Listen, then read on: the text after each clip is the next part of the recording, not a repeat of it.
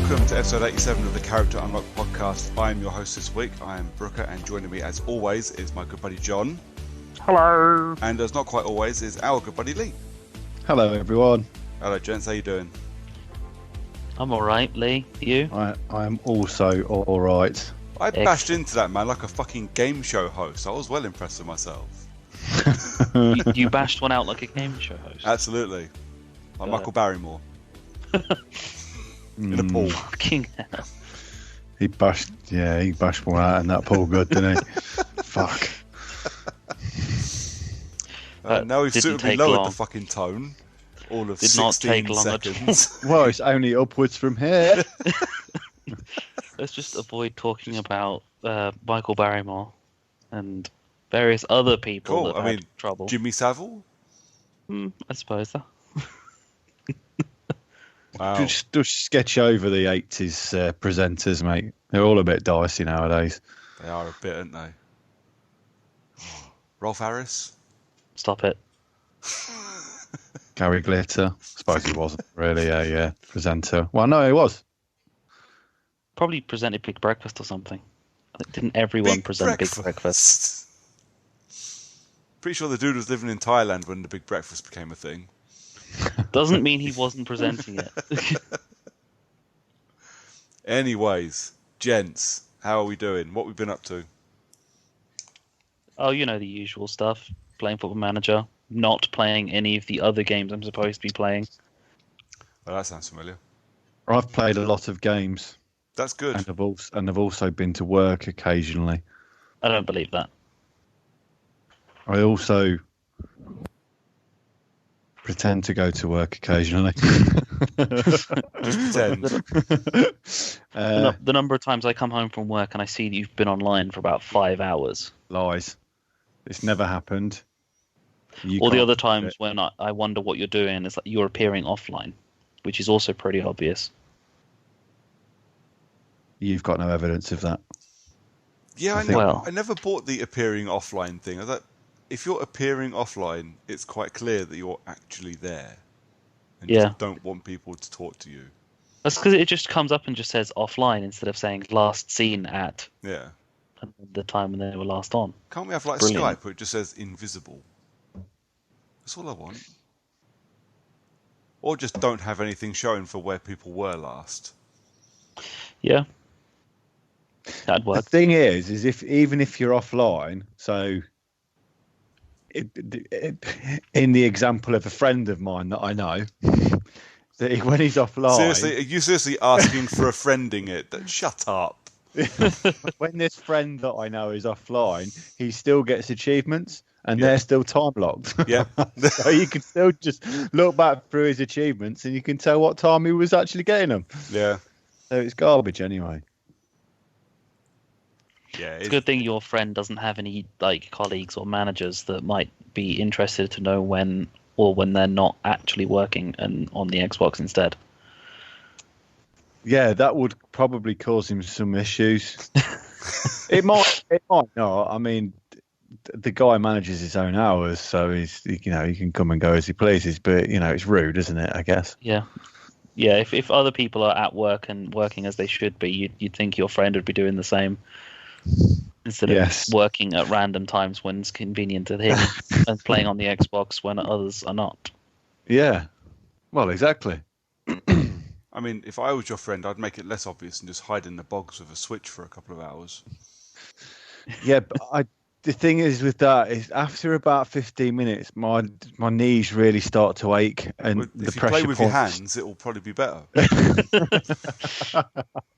It's the pressure points where my elbows sit on my knees, though. That's the problem.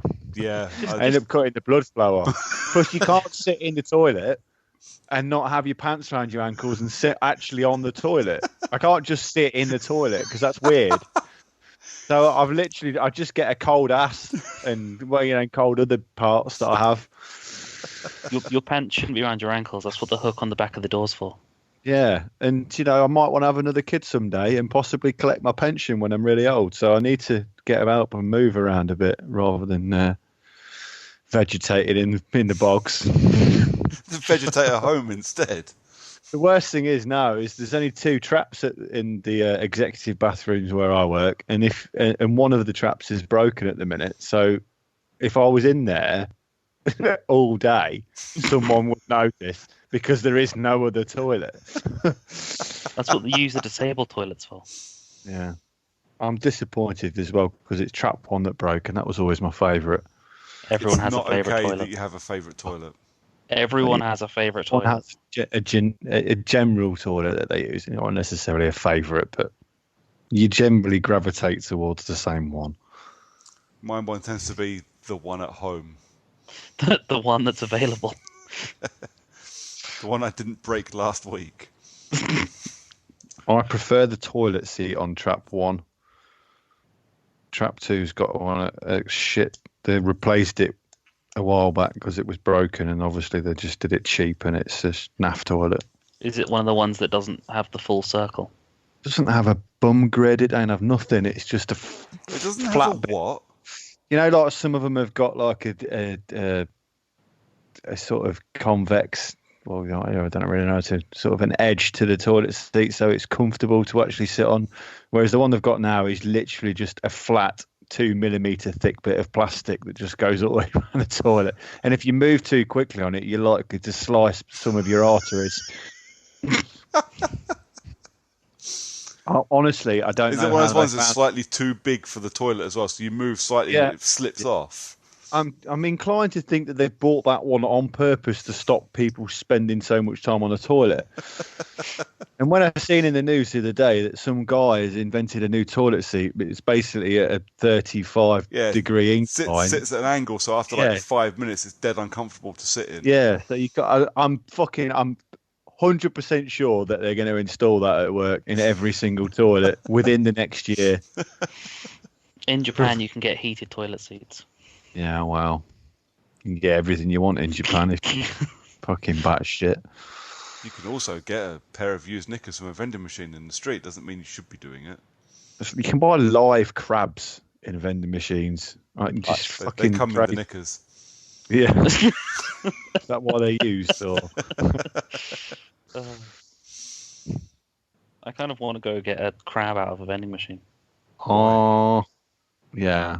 They're teeny tiny ones as well, like one mouthful, live crabs. You just wang them in.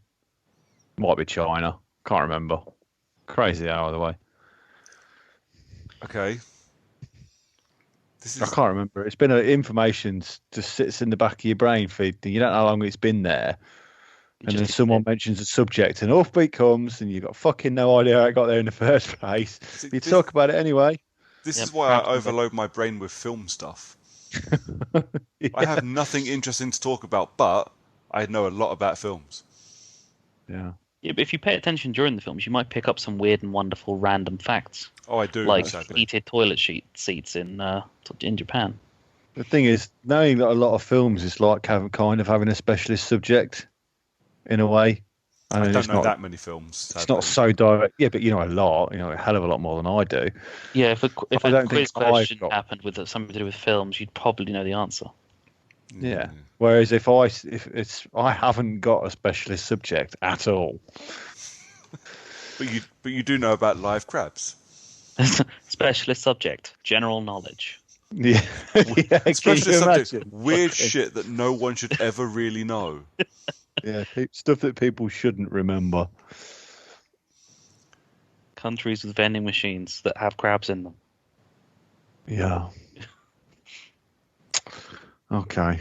Well, there's the opening section, I suppose. I was worried we wouldn't have anything to talk about. So we went from Michael Barrymore, Jimmy Savile to live crabs in girls' undergarments in vending machines. In record time as well.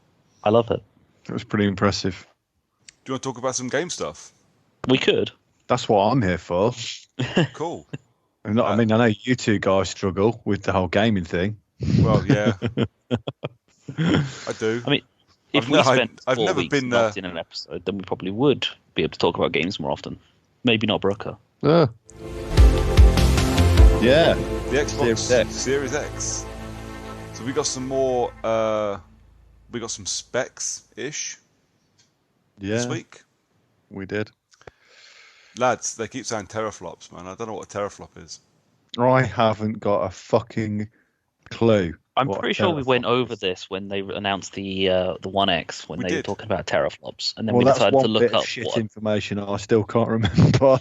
We decided to find out what a teraflop was, and then we've since forgotten, obviously, what a teraflop is because no one should remember what a teraflop is. No. Was it something to do with the graphics processor? It is, yeah. So it's something to do with how the GPU.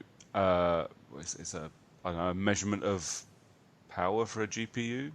Fuck teraflops? I don't know. It's gone it's way over my head. I know that it's twice as powerful as the Xbox One X. That's all I know. Yeah. Because that was 6, wasn't it, if I remember right? Obviously being half of 12. It's the process ability to calculate a floating point operation. All right, Googled. Yep. Exactly. That's what I did last time. It's what I'm going to do this time. Well, my question remains the same as it probably was then. Does that actually help you? Do you understand it anymore now you've read Google? Yes, I'm guessing it's the how many trillion times rather, it will do a calculation of some kind. Thanks. There's a few things that I do like the sound of. I like the sound of hardware accelerated ray tracing because I really love ray tracing at the minute. It's why a lot. I don't know. What is a ray trace?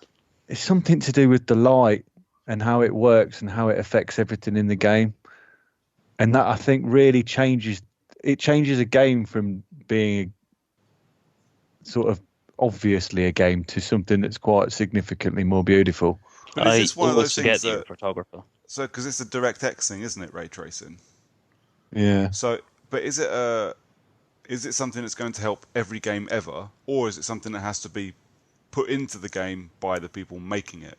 Well, I imagine it's going to, it could just make it easier for developers. I don't think any of these things that the information that they've released so far on the specs is going to help the average gamer in any way. No. I think they're don't all... get me wrong. If it makes it look better, I'm all up for it.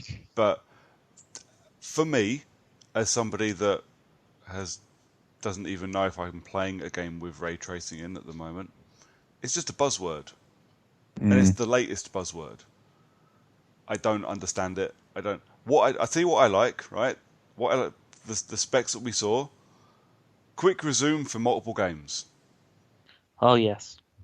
That's something I understand and something I can fucking get behind. I mean, I don't use it at all, but it is a cool idea. See, it's difficult to use it on some games that are, perpetually online, and that when you try and resume it, it comes up saying, "Oh, you've been disconnected from the server. Yeah. Please go back to the start screen or press a button." So that's shit programming. That is. Yeah. I use it a lot because I leave my Xbox on instant on. Yeah. And I leave the games to resume. So, I don't know. Hitman is always online. I'd whack on the Xbox, boot up Hitman, it'd take a couple of seconds to connect. It would say you've been disconnected, reconnecting, and back on you go. Done. Most EA games, on the other hand, would throw you back to the fucking menu, which sucks. Yes. It comes up and says something along the lines of you signed out during the because you're not signed in with your just Xbox account, you're signed in with your EA account at the same time. Yeah. And it says you've been disconnected from the EA servers. Please go back to the menu or whatever the fuck. I like using it on single player games. So when I get around to eventually playing The Witcher, I'll probably have it always there, unless I get moved over to another game. But I played what did I play that really didn't like it? I think one of the Tomb Raider games really didn't like being left on always on. And it would throw you back to the menu every time. You were playing a game that had a memory crash issue when you had the always on, and you could quick resume, and it would just lose auto save points, or you wouldn't be able to unlock achievements or something. Yeah. But for the most part, like at the moment, I've got. I want to say it was Far Cry. It might have been. I mean, I like the idea of it. I think it's great. I don't think I would use it because I don't mind sitting through the opening of games. Because I've never used the instant on, it doesn't really make that much difference. But I can see the advantage of if I'm sat here playing like Darksiders on my own, and then you two guys come on and say, "Let's have a game of Rocket League or Remnant or whatever, you can literally turn that on instant on, get Rocket League on, go on that, and then just drop back straight on when you two clear off. Yeah, and that's a great idea. That I really like, because that's what I would use it for. So I currently like I'm playing fucking games. So I've got Control in the disk drive, waiting for me to play. I've got Remnant that I'm playing with you guys. I've got Hitman that isn't being played. You're always playing. And I've got Rocket League that I play occasionally. I would love all 4 of those sat in the memory, just waiting for me to boot up. Not that I mind watching title screens and shit. It doesn't bother me in the slightest. You know, I've been gaming long enough to remember the days when it was impossible to skip all that shit, and you had to do it every time you played the game. Yeah. But, you know, still, it's always nice to, you know what, fuck it, I'm going to chuck Remnant on. And then just, because all it is a hypervisor that's running in the box. It's just, in theory, you can have as many of them as your memory can take. And it's a decent amount of memory in those things. It should be fine. They don't take much, but that's getting to a level that no one wants to talk about. Mm-hmm. I mean, I completely understand and I accept it. It's not that I don't care about the title screen stuff, but sometimes you're in the middle of playing a game and you think, I want to change over to another one, and then you think, well, I'm just gonna have to wait like 10 minutes to change over, or you get distracted or something. And the main reason to why I didn't move on and play something else in the last couple of weeks is because changing the game took too long, essentially, and I ended up just watching stuff on Netflix instead. It's really handy, I think. I've never really thought about it before, but it would be really handy for games that you play where you have to finish the level. Yeah. Or you're just before the last boss. Or a game I was playing the other day that I wish I had it for, because I paused it multiple times and ended up getting fucking jumped right back, was Super Hot. So when I was playing one of the last fights, I didn't realise it was the last fight, obviously, and then I paused it, and which takes you back to the starting screen, and then you exit from there. I expected to come back in and start where I was, but it put me back two fights, and they were two of the hardest fights in the game because they were the ones just before the end. I didn't realise it was just before the end, and that 4 or 5 times that happened because obviously if Arthur runs in or something like that, I pause it, and then it boosts me back again, and I'm like, that would have been perfect for them just at the instant off. But yeah, so I can see the advantage, and being able to do multiple would be great. Plus, they would have put an SSD in this one. Yeah. A big one too, if I'm not mistaken. Was it 1 TB?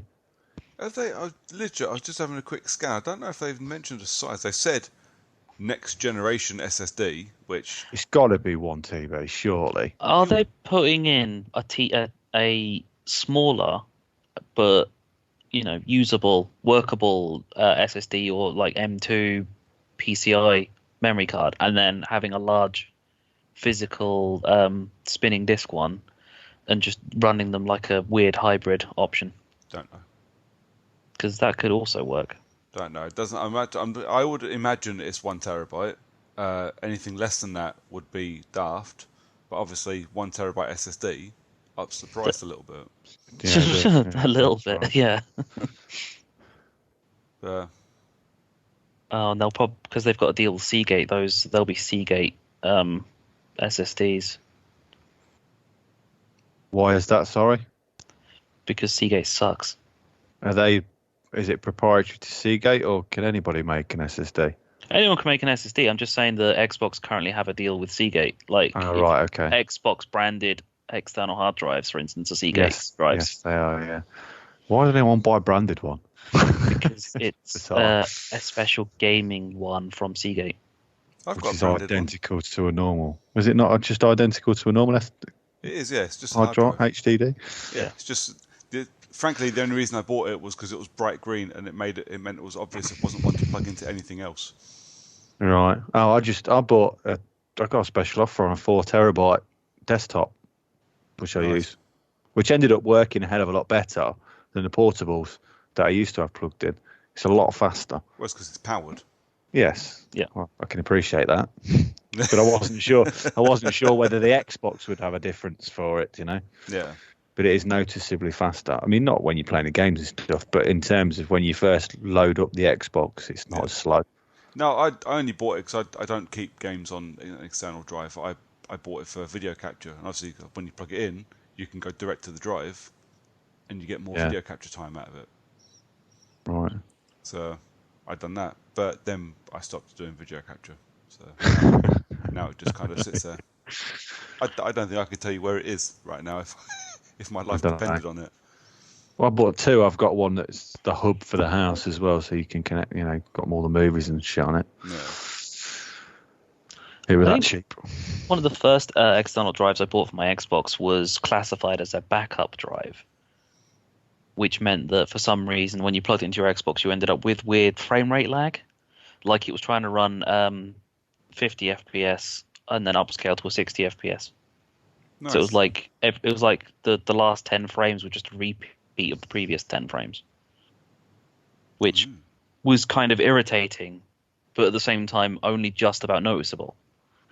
So, yeah, I ended up sending it back and buying a different hard drive that wasn't just labeled as being a backup drive, and then putting a note on the Amazon review saying don't buy this if you're going to plug it into your Xbox because it will cause issues. Fair enough. There was nothing wrong with the drive as a fucking backup drive, so I couldn't fault it for what it was advertising itself as. But when other people were saying that, asking if they could put it into their Xbox because it was marginally cheaper than the exact same drive that wasn't labeled as being a backup drive, I think it was like £10 cheaper as well. It was like 40 quid for the backup one and like 50 quid for the non-backup one. I'm glad you clarified the difference with £10 between one product and another, because I wouldn't have been sure. I don't know how good you are at maths, Lee. You never do any form of calculations in front of me. He figured out half of 12 earlier. I think he's all right. Yeah, I did, and it didn't take me half an hour, and I didn't have to use my fingers. Well, have you got 12 fingers? Yes. He is from Leicester. Shit.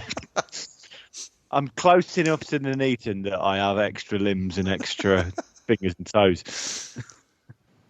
So, the best bit of news about the new Xbox is that new smart delivery system that they're touting, which is automatic upgrades of games. You always get the I don't know how they pronounced it. So you always get the latest, the best version of the game for the console that you're on. Yeah. So this is another, I think, opened by Xbox, but needs to be taken up by the publishers.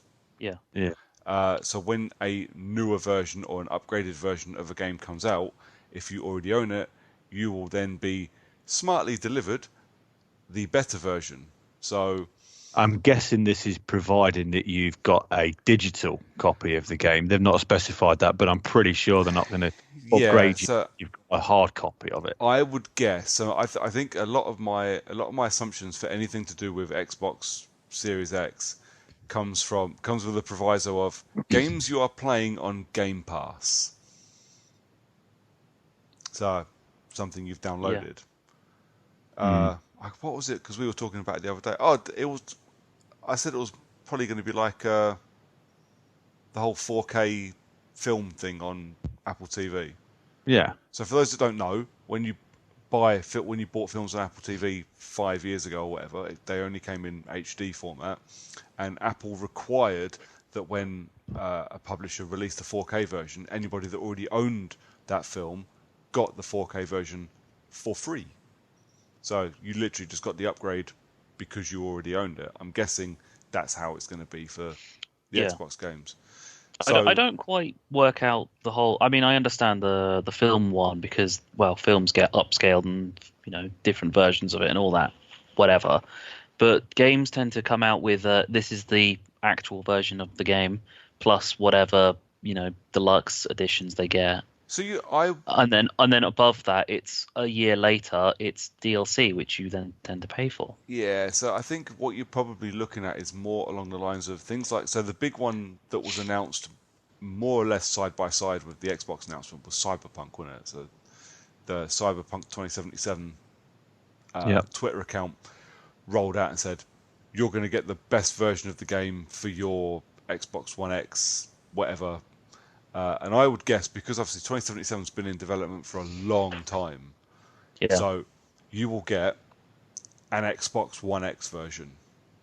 And then while they build onto it, they will also improve the game, improve the look of it, improve how it feels, I don't know, improve its size. Eventually you're going to get to a point where there's only the top end consoles are going to be able to play parts of it because it's so fucking big. I don't know. So the Xbox One X apparently is capable of handling games. Series X. This is going to drive me up the fucking wall. Why? Just give it a new name, dicks. Well, they kind of have. It's the series instead of the one. What's going to be weird is when they decide to release the Series X Mark II or the Series XS or the Series XX or the Elite Series X. Yeah. Elite. I really hope they start going into sort of Greek or Roman or something and start using fucking Roman numerals and shit instead. Or maybe they already are. Is it Xbox 10? No one knows. Maybe it is. The Series 10. Xbox 110. Yeah. I mean, they've never really put any kind of proper naming convention into any of their consoles, like across the board, apart from the One S and the fact that they've had S releases on the Xbox 360, which just meant smaller. It was called the Scarlet during the pre-production stuff, wasn't it? Yeah. They could have just stuck with that. It was absolutely fine. And everyone knew it as the Scarlet. Yeah.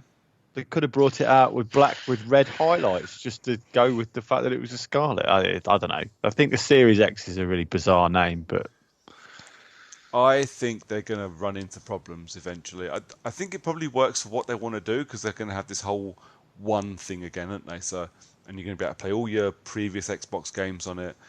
See, there's a caveat to that, and I read it when I was reading. It's how they've actually worded it. It's only stuff that's already backwards compatible. If it's already backwards compatible, then yes, you're going to be able to play it. But it depends how you read it, because sometimes, like, I read it in a certain way where it sounded like actually all the games are going to be playable. Yeah.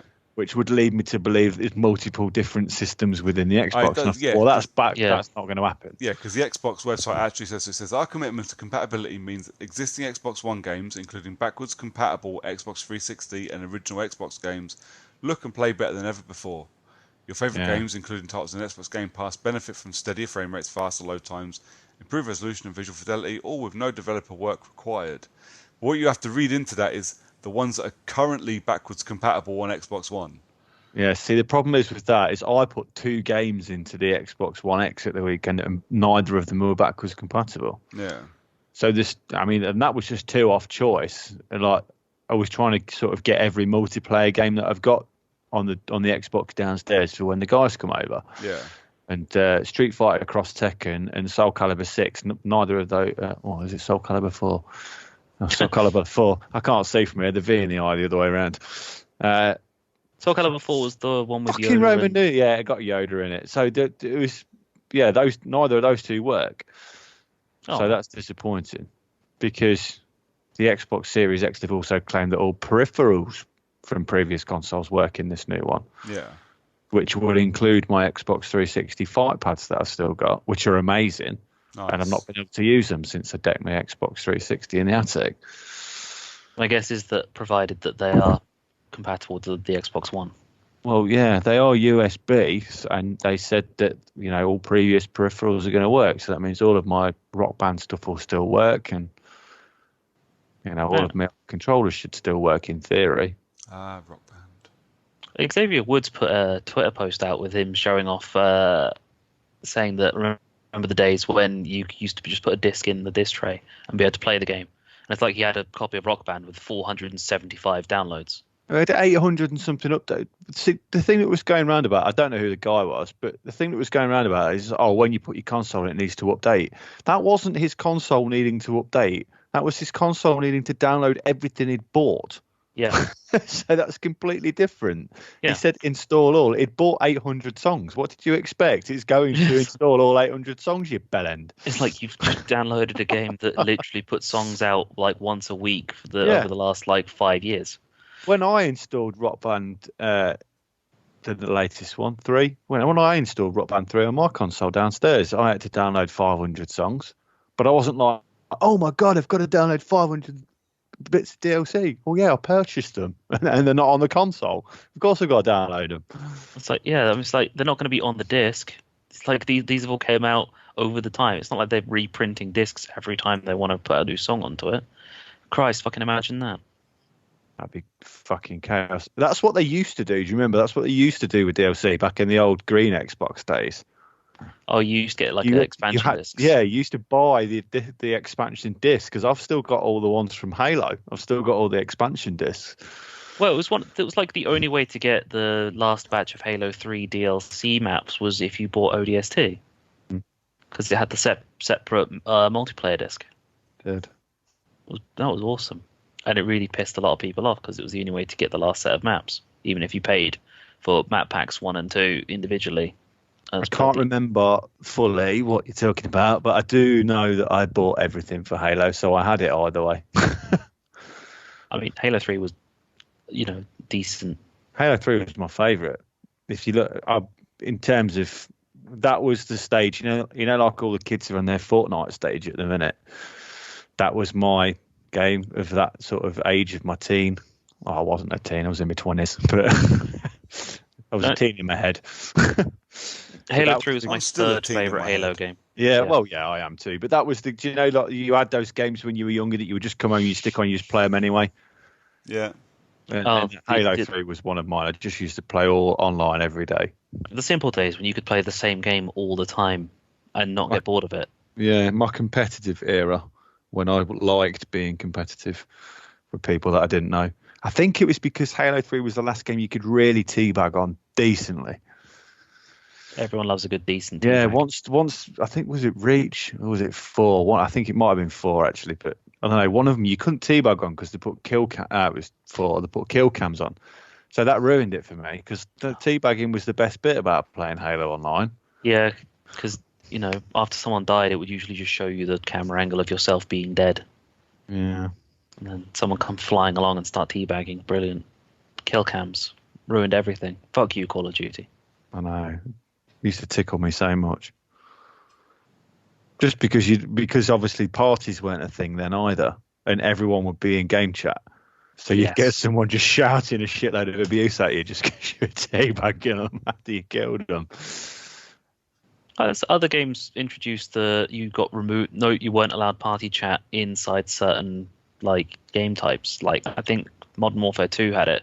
You couldn't play team-based one and done lifes like search and destroy in party chat, because it would give you obviously an unfair advantage to have party chat on if you die, you can then tell your teammates where it is that you died and who shot you and everything. So you get put into a game chat, and it's like, if you're alive, you can talk to your team. If you're dead, you get put into the main lobby of talking, and you can just shout abuse at the other team. That sounds weird. It was weird. It was good though. It worked. Prevented people cheating, obviously. Yeah. Is there any other news? Don't think so. Yay. Unless you want to talk about a Sony controller with a heartbeat monitor and sweat monitor on it. No. I saw a picture of a PlayStation controller that looked like Patrick Star today. Okay. So, yeah, that was it. That was you talking about PlayStation controllers reminded me of the fact I saw a picture of a PlayStation controller that looked like Patrick Star. PlayStation have announced their next month's PlayStation Plus games, which are quite good. Shadow of the Colossus and Sonic Forces. What was the order that those Shadow of the Colossus and Ico were in, actual... Ico was first, I think. It's Ico, Shadow of the Colossus, and The Last Guardian. But yeah, Xbox put their games with gold out this week as well, didn't they? Yeah, I can't find it. Batman. I've lost it. That's right, yeah. The Enemy Within, is it? Yeah. I own that. I've got that on disc. I'm looking at it now. It's on my shelf, and I've had it since the disc copy came out 2 years ago, and I just haven't fucking played it.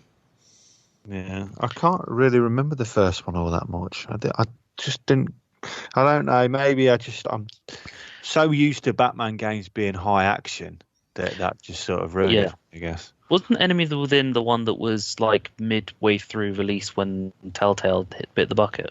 No, Enemy Within. No, that was one of the Walking Deads. Yeah, so it was the last season of Walking Dead hit, and then got 2 episodes in, and then Telltale went under. Yeah, because that was not long after they announced Wolf Among Us 2, which never happened. That's sad. Harmonix have announced a new game called Fuser that lets you mash together pop songs. It literally reminds me. Do you remember the old PS2 game called Music? Yep. That was amazing. And why have we not got games like that anymore? We have. It's called DJ Hero. No. That was basically Rock Band with a fucking really shit peripheral, mate. It was garbage. But music, you build your own stuff. It kind of looks like that to me. I don't know. I get the feeling it's going to be similar to that, but you have sort of set pieces from actual songs instead. I don't know. We'll see. And that guy who died in the Tesla autopilot crash was playing a video game. I'm disappointed that they've not announced what video game he was playing. Oh, the creator of the Konami code died. Oh, yeah. That sucks. Wow. What fucking sites are you two Googling while we're sitting talking? Game sites, mate. No, I remember that one because it was yesterday or was it the day before that I saw the announcement. I was just randomly flicking through my Twitter feed and I just keep seeing like the Konami code just like showing up. And I was like, why is the Konami code so popular all of a sudden? And then noticed that people were putting it on like a tombstone. Fair enough. There's going to be a wonderful 101 remaster. Oh, why bother? For fuck's sake, Nintendo. Just fucking let things go. But fucking Nintendo fans. It's coming on PS4. Fuck off. Fuck off. It was shit. Why do they fucking like it? It was garbage. You are the exact right amount of angry about this. Fucking... Nintendo fans are so fucking boring. It's really annoying. It's like, Jesus Christ. Pull your dick out your fleshlight. Stop watching fucking dirty anime and just go and try other games that aren't on a Nintendo console. It's pretty much literally any game that Nintendo have released in the last like 10 to 15 years instantly just goes, you know what, we're going to keep releasing this one for the next 30 years. I don't get it. I really don't. I like Nintendo games because they're good games. Generally, they're good games. They come with very little in terms of issues. They're generally not that glitchy. They're quite good. But the protagonist never fucking speaks in any Nintendo game, as far as I can remember, apart from Mario's stupid odd comments. And it just fucking... I don't know. People just... I don't understand why Nintendo games get so much love because the last few that I've played, I just thought, yeah, they were good. But they're not like fucking earth-shatteringly brilliant, like people wanking about Breath of the Wild and Mario Odyssey or whatever it was called. And I was like, he fucking throws his hat at things. How do you think this is amazing? It's fucking shit. His hat's got eyes. Why has his hat even got eyes? It's bollocks. I just don't fucking... I really don't get it. Really don't. And everything's so pissing expensive on Nintendo as well. Just bizarre. I seen a picture of some guy. Like, I mean, don't get me wrong, I've got a pretty impressive game collection. It takes up 2 or 3 shelves. They have multiple different games. But this guy had a whole room full. Just one side of his room was all probably IKEA shelves, I'm guessing, built up. And it was all Nintendo Switch games and accessories. And I was like, fuck, you have got too much money, you sad bastard. Because every single one of those games must have been 60 quid. Yeah. I want a Beautiful Joe remake. Fuck off! Fucking remakes. Wait, what did I play Beautiful Joe on? I think it might have been GameCube. Yeah. I don't want a remake. Just make a new one. Just make a new one. It was in something I was playing the other day. Actually, there was his helmet was in it, and I forgot what game it was. It might have been the Adventures of Ditto or whatever it is. I can't remember. Fucking crazy name. Nintendo fans, fuck off. Well, I wasn't expecting that when I read that out. Oh god, I think it's because I stumbled onto Nintendo's Reddit page the other day by accident. Oh, that's a bad place to be. And I was there for 20 minutes, and I just thought, what the fuck is this? What is going on here? God, move out of your mum's house already.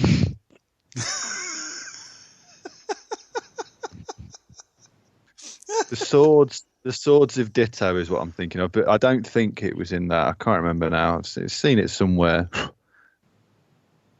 It was called A Beautiful Hat or something. I can't fucking remember. Didn't Beautiful Joe have a sequel anyway? Yeah, it was Beautiful Joe 2, I think. That would make wow, sense. fucking groundbreaking. Funny enough. And it wasn't as good as the first one. They rarely are. No. The Star Fox Adventures, kind of sequel. Or, I don't even remember what it was. It wasn't very good. No. It wasn't Beautiful Joe. I know that he was like a little superhero in red. But when he wasn't in that, wasn't he some like little dickhead with his cap on backwards and tiny legs? Yes. Oh, yeah, I did like that game. That was a good 2D platform. It was 2D platformer, wasn't it? I'm not imagining that right. 2D platformer action. Yeah. Well, we've got Ori and the Will of the Wisps coming out in the next few weeks, and that looks fucking phenomenal. And it's reviews or whatever you want to call them. I don't know, previews, I think, rather than reviews.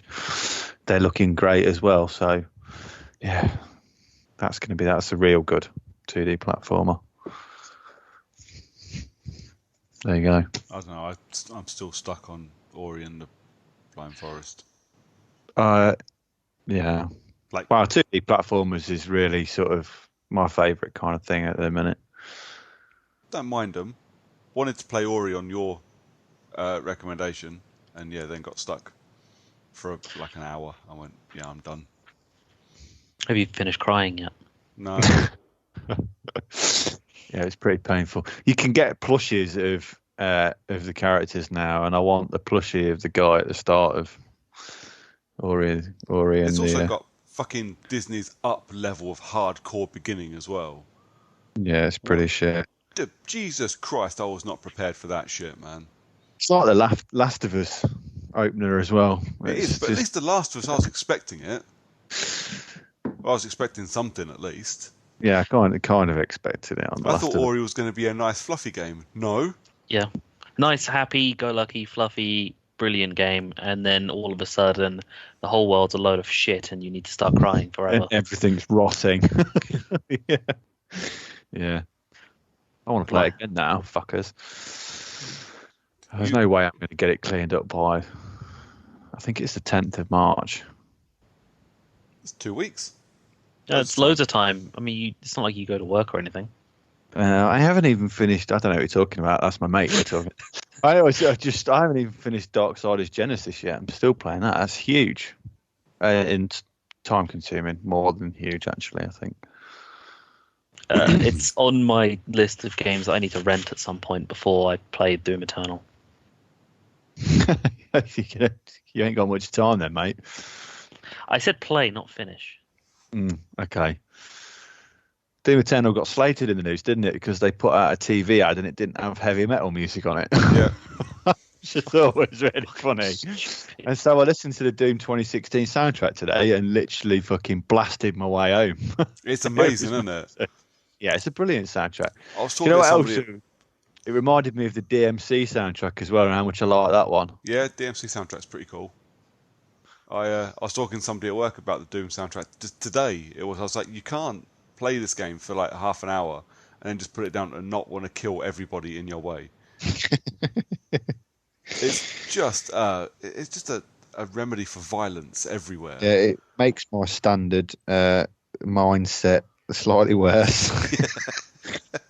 So I generally stay in the house for a while after playing Doom. Yeah, I think you have to. And away from the partner, wife. Ball and chain.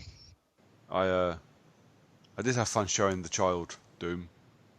She thought it was bet. hilarious as I started ripping off demon heads. It is hilarious because it's comical but brutal at the same time. Oh, it's nothing compared to some of the shit she's seen. It's fine. But Okay. she when she starts cheering you on, it gets a bit scary. Rip his head off, Dad. Oh, fucking hell. Might need to stop this. But very excited for Doom Eternal. Yes, you and me both. Me less so much. But you still have to play it. Yeah. Them's the rules, man. Them's are the rules. In that vein, I suppose let's talk. Well, for me, and I suppose John, maybe it'll be brief. What have we been playing, lads? Lads, what have we been playing? Football Manager. Wow. Don't hurt yourself, though. There was an update on Call of Duty recently that meant there was slightly more maps than before, including the Boneyard map. Is it good? Oh, it's about the same as what it was before. In previous Call of Duties, just a big ground war map with sections of the game from the sections of multiplayer maps from previous Call of Duties. So the Boneyard one has the Scrapyard map, Okay, from Modern Warfare 2, and the Docks map, which was introduced on the previous round of update, contains Vacant. cool. This update also included Rust, the classic 1v1 me on Rust map. Yeah. So, yeah. That's that. That's Yay, Call of Duty. Call of Duty, Football Manager, and I played that fishing game that I talked about briefly. Oh dear God! Fucking hell, I didn't play it for very long. Right. So let me give you an insight into how my day was yesterday. So yesterday, you and I were talking at work about maybe playing Remnant. Yep. And I kind of psyched myself up to play Remnant while I was at the gym doing my physio and doing my kickboxing. Then Lee ruined it for everyone. No. Let me get to that bit. Came home, said to the loving and doting wife that I'm going to be playing with the boys tonight. It's all good. Sat down, got the text that we're not playing Remnant. I was like, here's the thing, right? The first thing that went through my head was, oh, cool, I've got some films to watch. Not, I can go and play some Control, which I should be fucking playing, because I legitimately love that game. I just haven't switched it on in 2 weeks. I went, cool, I can watch some films. And then I went, but I should be playing games. This is game time. I should be playing games.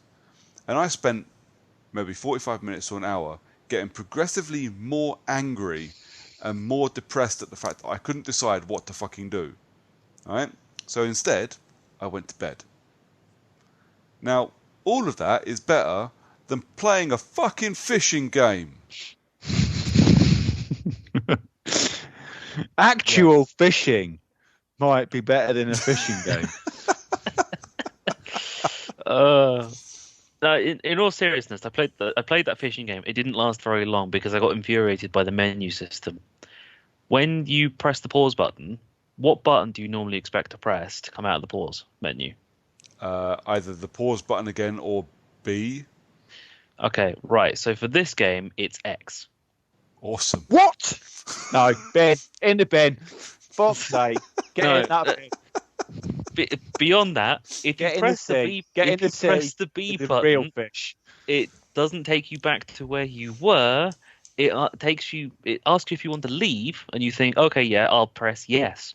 That means that you actually leave the area and you go back to the menu to start and go find a new fishing spot somewhere else. No, what sort of crazy shit is this? No. Right. Do you know what I found infuriating after I did it twice? I watched, after you spoke about it last time, I watched essentially a trailer, but it was like a guy playing it / trailer. It was weird. which I and that was enough for me to think it was fucking terrible. But the worst thing is the people and the backdrops and the scenery all looked great, but the fish looked shit. Yeah. And I was like, you're playing a fucking fishing game. Why does the fish look shit? I'd be better off if the guy that's actually doing the fishing looks shit, because you're not really going to see him all that much. Oh, yeah, it's almost entirely in first person. Why did the fish look fucking like a Lara Croft PS1 game? It's like pulling a Minecraft block out of the water on Horizon Zero Dawn. It's like, it doesn't make any fucking sense. Yeah. It's bizarre. It was odd, weird, and I will never ever play another fishing game again, probably. Did you catch it? Did you catch a fish? I caught a couple of fish, because you can't get through the tutorial without catching fish. Oh, okay. Do you remember the Dreamcast fishing game where you had an actual fishing rod? Yes. Was it was Dreamcast? Action Bass. Wii. Was it on the Wii? Oh, there was definitely a fishing game on Wii that you had a fishing rod for attachment for the Wii remote. Yeah. They showed it in Big Bang Theory. So you could put a fake boat in your living room and sit in it with beer and play a game like that because you've got an actual fishing rod. So I can kind of sort of understand having a laugh with the lads and pretending that you're fishing or something. But a game that you just sat and you're playing in control, mate, I love shit. I love the image I have now of you sitting with your mates in the house going, you know what's going to be cool? Let me just go get the boat. Yeah. Let's get baked. Let's get in the fucking boat. Let's drink beer and get in a boat. It would just be a blow-up dinghy as well. I wouldn't have a proper boat. It would just be a fucking blow-up dinghy in the lounge. And your missus walking down the stairs going, what the fuck are you idiots doing? Oh, well, she'd say that even if we were sat on a couch, to be fair. Yeah. I was kind of hoping you were going to say instead of a dinghy, it was the a classic canoe from Friends. Mate, they're so expensive. Just build your own. Those dinghy all day. I probably wouldn't even bother with a dinghy. I'd just get the kids blow up swimming pool and pretend it was a dinghy. Because they've already got one of those. There's a snooker cue on either side pretending to be an oar. Yeah. Yeah. Well, I've got plenty of pallet wood out the back, so I could knock an oar or two together pretty quickly. You could probably build a boat with a couple of pallets. No. It has to be shit wood. You could build a shit pallet boat. Yeah. You couldn't build an actual boat. At no point was this boat ever expected to go onto any kind of water. Oh, okay. Yes, I could. Sitting in your living room. Hey, mate, the whole country's flooding. You never know. Now it's flooding and you're sat on a pallet in your living room as it goes. Yeah. Yeah. Thinking, what the fuck am I doing on this pallet? Clearly, this is the solution to the flooding problem of England. Why the fuck did I put that fishing game in my console? Play fishing games in your console, have a crappy boat in your living room, then the nation floods and you can go fishing for real on your fucking street. Seen a video the other day of some guy who's trapped on what is essentially his first floor of his house, and a swan swam into his back garden. I just thought that is fucking abysmal, but cool as well at the same time. And I feel sorry for you, but I also really like swans. Oh, crazy. Just imagine if it was a fucking goose, because then not only is he trapped because of the water, he's also trapped because there's a fucking goose.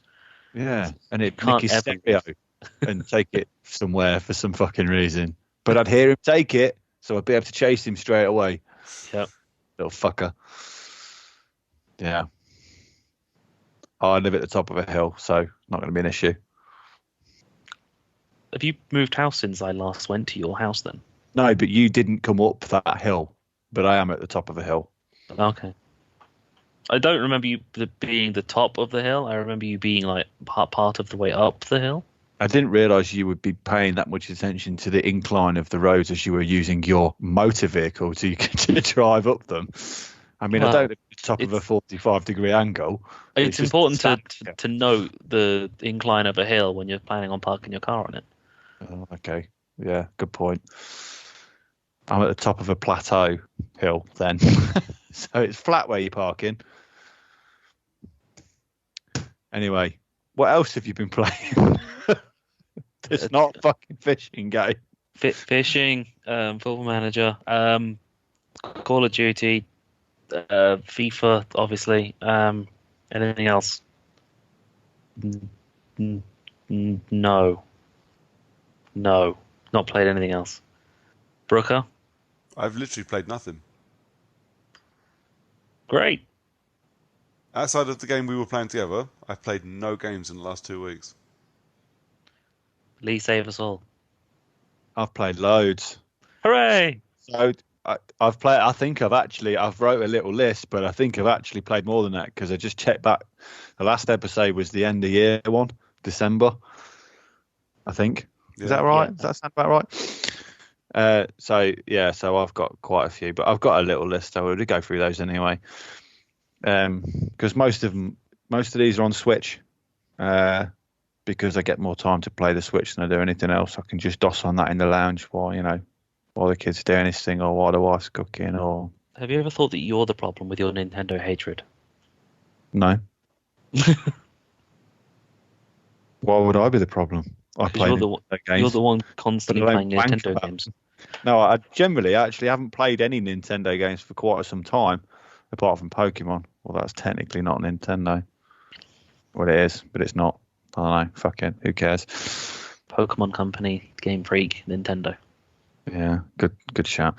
The Switch is just really handy for portability, so it's generally why it gets a lot more usage. When the Xbox game streaming thing comes out, and if I ever get an Android 10 equivalent of my Huawei piece of shit, then I will probably be playing my Xbox downstairs on my phone. I think.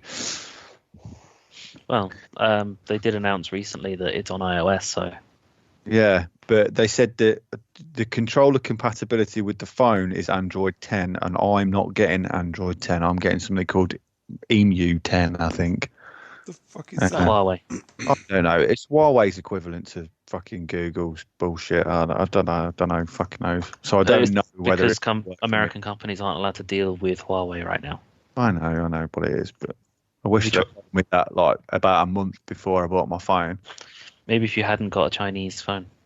Hey, it was a super cool phone. It's all about that camera.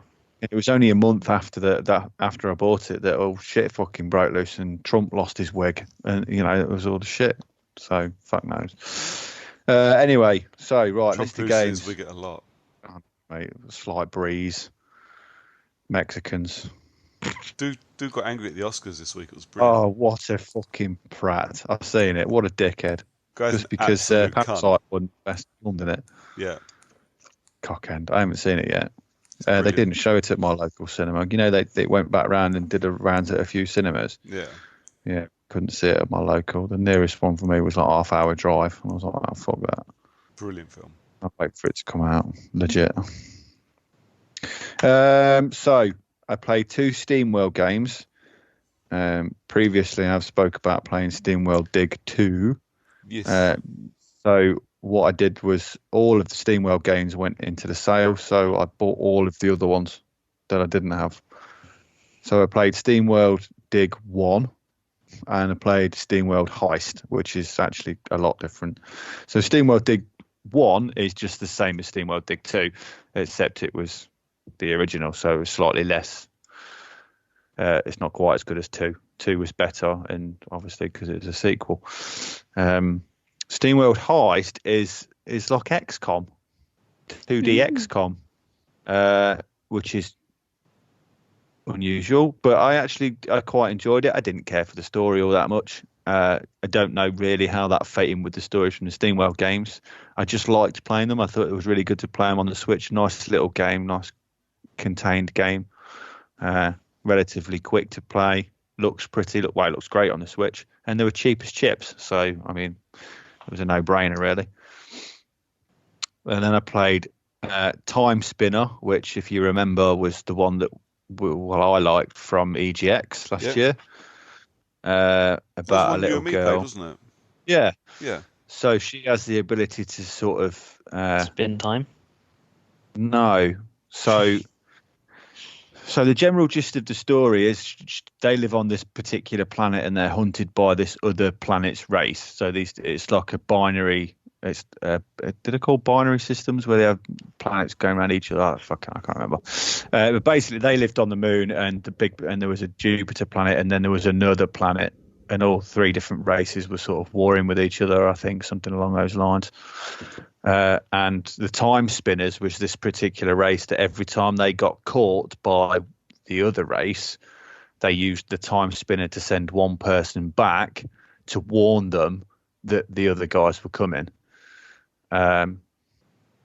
And the general gist was with this particular person is that they would essentially to stop the paradox of everything happening, they would essentially, when they used the time spinner, they would be erased from history. So they would come back, but they wouldn't be known. None of their family would exist, and so on and so forth. So it was a big burden to bear for the person that was doing it. And then, long story short, something went wrong, blah, blah, blah. She got booted out and then ended up saving everything and everyone eventually.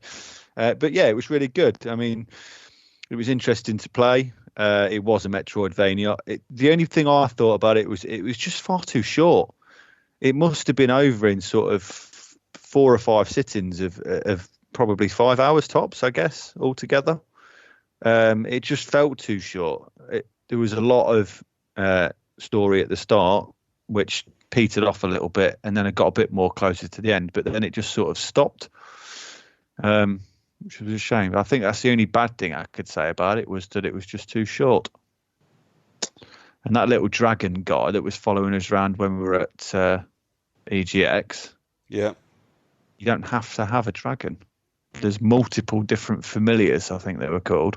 Mm-hmm. I think I used one that was a crow.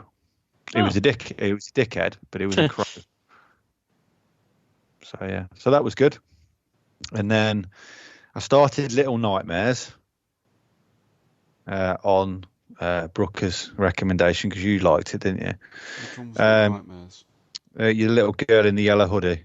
Oh yeah. Okay, so I started it and I like it, but I can't play it. Is it scaring you? No, it's not scaring me, but because it's atmospheric, yeah, and it's very music dependent and sound dependent, I can't play it in the lounge on portable. It's something I'm going to have to play on the console, so I'm going to have to play it at some point, because I can't play it while Arthur's throwing Lego at me and stuff. You know, it's just you can't get into, I can't get stuck in.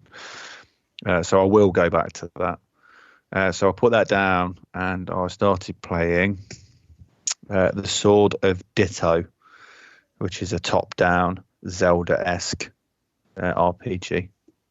And that's what I'm playing on the Switch at the moment, so I'm up to that. And then we've got Xbox. So excluding the game that we've played together, because we'll talk about that all together. I've played My Friend Pedro, because that came onto Game Pass. Yeah, it did. That's the Don't banana bother. thing. Don't bother. It's simple as that. It's all right. Fucking gonna. It's just boring. But it's just another one of those 2D games. And when I looked at it, you look at the videos of it and stuff, it looks great. It looks like one of those sort of 2D games that are going to be brilliant. But it turns out it's just actually it's just boring. It could be great, but it's just a little bit boring. I don't know. I understand exactly where you're coming from, having I played will it. finish it. If you played it, yeah. Yeah. Yeah. It's fun for all of about 30 seconds. You realise, hang on a sec, what the fuck is actually going on here? Yeah, so each time they introduce something new, like the ability to rebound off things, or the ability to knock people's heads off and kick them around, or you get a new weapon, every time they introduce something new, it's great. But then there's just a lot of just dull in between all the new stuff. I don't know. It's not got enough going for it. And the scoring system's a pile of shit. I don't understand the scoring system. No, I thought I did, and then it's just like loads of multipliers throw up for no reason and then disappear after you've not shot anyone for a little while. That's it. You've got to keep the multiplier going through the whole map, and there's nothing to do in between enemy sets, so you multiply automatically goes.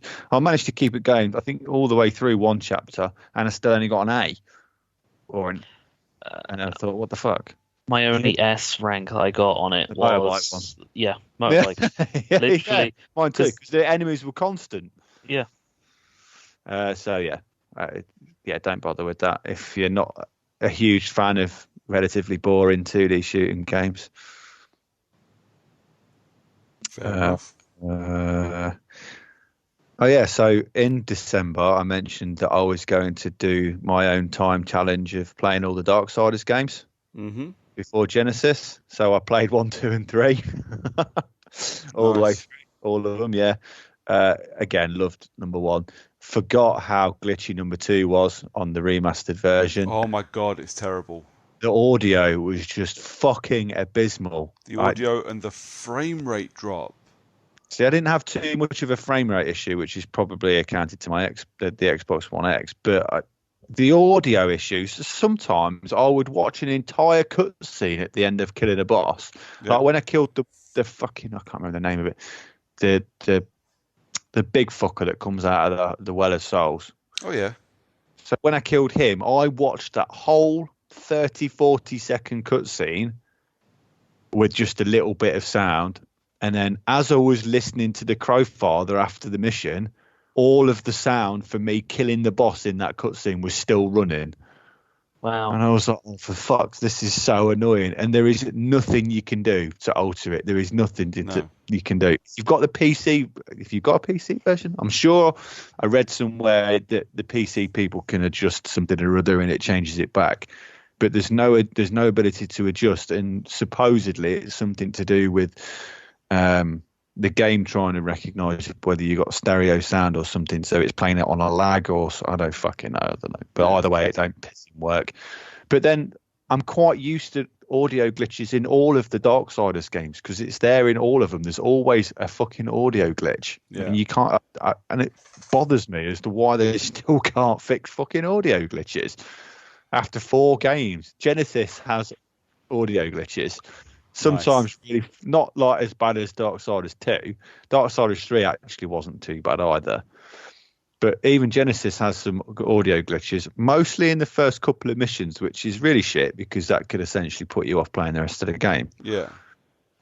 But there's one that it sounds like someone slamming a door over and over again. I know it's something to do with Strife's shooting mechanic, but I shoot faster than this noise was going. Yeah. And it just goes constantly, irrespective of whether you're actually shooting or not, and stuff like that. It's just weird. But anyway, played all 3, and I'm still playing Genesis. I'm really enjoying Genesis, and I really enjoyed 3. Actually, my second playthrough of 3. Yeah, I still haven't finished 3. I need to reinstall it and play it again. Yeah, see, I enjoyed my first playthrough when I first got the game, and it was day 1 digital purchase for me, and I enjoyed it. But I enjoyed my second playthrough a lot more because they've introduced the classic combat system, which means you can dodge during the combo, where you weren't able to do that before. Once you'd started a combo previously, you were committed to actually finishing it, which left you wide open for easy hits. And Darksiders 3, out of all of them, it's the hardest one. Yeah. But I much preferred it this way around. Plus, obviously, I got the DLC, so I got the Abyssal armor this time round, which looks amazing. Yeah. And then there was new, you could upgrade your armor with the Black Hammer now, whereas you couldn't upgrade armor before. And there was new armors to buy too, and there's new weapons in the DLC as well. Mm. They're pretty much the same as the old weapons in terms of not in. They are slightly different in terms of combo and looks, but the general gist is the same. So, obviously, the big hammer, huge, massive hammer is one of your weapons. Have a random guess what it changes into. A different hammer. No, a big, massive axe. Wow. I was going to say a mace, so... Yeah, so you would have been pretty much close, but obviously, it's a huge axe, and so like the sword that split in 2, that changed into 2 sides, I think, So it clips back together and then splits in two. So the weapons and the style were very similar, but it was different weapon. But the problem is they were no more powerful than the original weapons, apart from the combo slightly changed. Yeah. And you had to re-level them up because you got them at 0 level. So whereas I had level 10 weapons apart from one, I had to start all over again with these ones. So I leveled up a couple that I wanted to try and use, but I didn't bother any of the others. Fair enough. But I took a lot of screenshots on this playthrough. I really enjoyed it. And Genesis is going really well. Looks great. Plays really well. I think it'd be a nice little multiplayer game. Now that I've leveled up a bit more, I think I spoke to you previously, when we were playing Remnant. Now that I've leveled up a bit more, both characters actually have things that they're good at, and things that they're bad at. So obviously, like large amounts of small enemies, War is brilliant for, because he can just cut through them like butter. Yeah. But then large scale enemies with huge sort of area of effect attacks and things like that, Strife can just pick them off at a distance. So it's really handy to have both. That makes sense. Well, initially I expected it to be the other way round. What area of effect you'd want to be in close for? Well, no, because War can parry, you see, and Strife can't. Strife can only dodge. So I thought it'd be, and you can parry almost any attack. There's no like red attacks that you can't parry, as far as I figured it out. But I am really enjoying it. Story wise, don't know. There's a few things in there that don't quite fit, and this is a prequel, obviously. Don't quite fit in terms of what's happened in the other games. So it's like, I don't know whether they've changed it so much as they've just kind of forgotten it a little bit. It's not so far removed that it's not acceptable, but I'm sure that if I went on Reddit or something like that, there'd be a list of reasons why it's wrong. Do you know what it's like? I mean, I can think of a couple of things, but outside of that, I can't really see too much that's odd. But I'd be interested to finish it. I don't think I'm too far away. I think I've probably got a couple more levels before I finish the first story playthrough. I've done a fair bit of backtracking, though, to be fair. Fair enough. Well, it's not like the other Darksiders where you just roll around a map and go from one place to the next. You have a stage, and you go into the stage and you collect everything on that stage, and then you come back out. Okay.